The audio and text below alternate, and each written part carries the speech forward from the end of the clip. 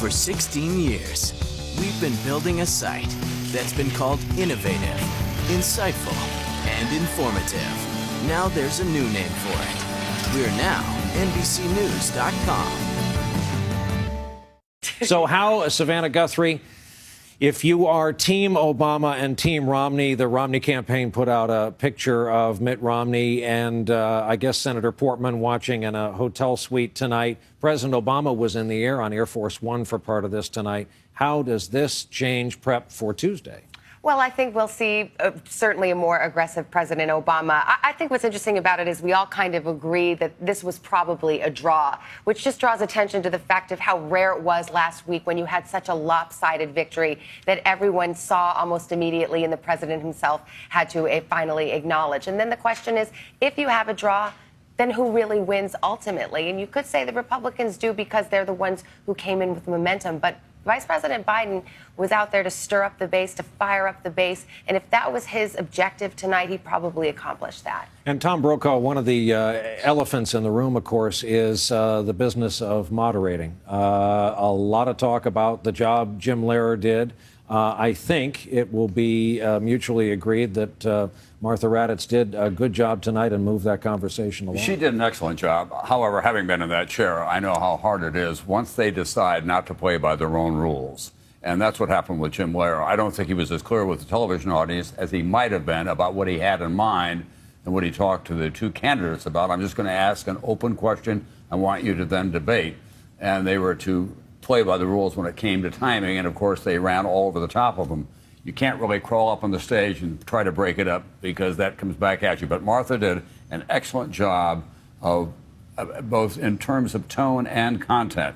We covered a wide range of issues here tonight. Next week, it'll be much different for Candy Crowley, because she's going to have questions not only from the people in the room with her, but also online questions. And having reviewed a lot of those 4 years ago, a lot of those online questions come from large special interest groups that organize themselves and try to flood the zone, as it were. It's pretty tricky. And I just say one more thing about vice presidential debates. I asked a question of Dan Quayle that elicited the response from Senator Benson. I knew John Kennedy. He was a friend of mine. You know John Kennedy. The sequence was started by Brett Hume. Dan Quayle obviously sees himself more often than he'd like to in all those tapes. He went on to become the vice president. And Lloyd Benson went back to Texas as a senator.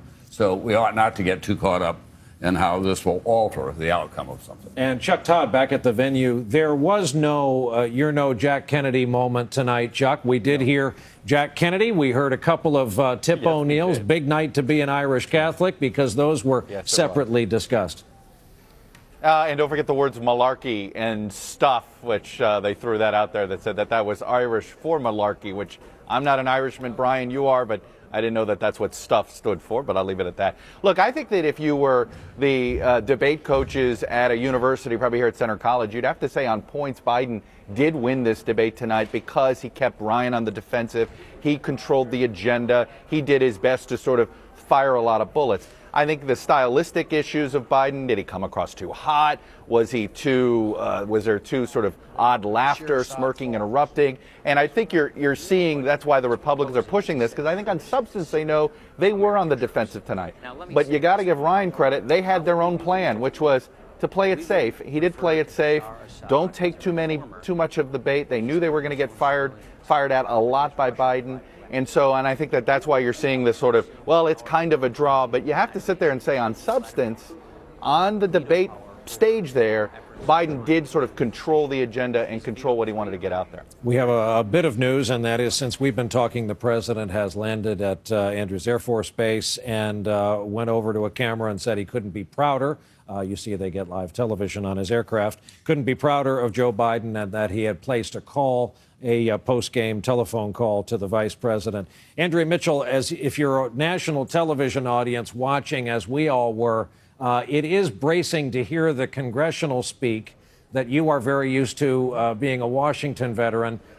Just about every time he referred to Paul Ryan, as they do on the floor of the House and Senate, he said, "My friend," Joe Biden did.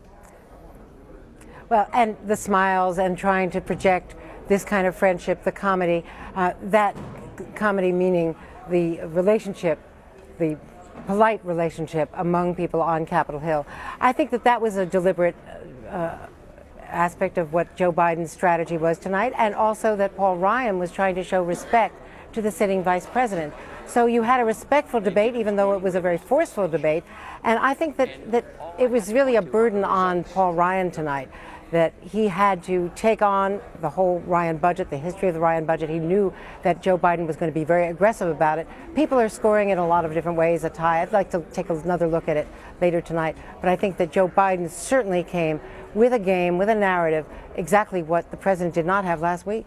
And David, Andrea correctly puts the burden, mentions the burden on Ryan, but the burden on Biden, as we've been saying, to make up for some admittedly lost ground last week. Yeah, and I think that's why early on you saw the advantage. Again, it could be interpreted as being rude or condescending, but he was swarming all over Ryan. Notice what he did tonight. He would not let anything pass to go unchallenged. He made a deliberate effort to say, no, I'm going to correct you here. Here are the facts. He kept doing that over and over again. And just as a debating matter, it really sort of stopped Ryan's flow. And I think, again, a lot of the president's backers wanted to see that kind of assertiveness. I still think the president will probably take it a step back when he gets to it next week. The visual of Joe Biden already a sub-theme on the web tonight. It'll continue in tomorrow as the New York Times asks the question, did it project confidence or condescension?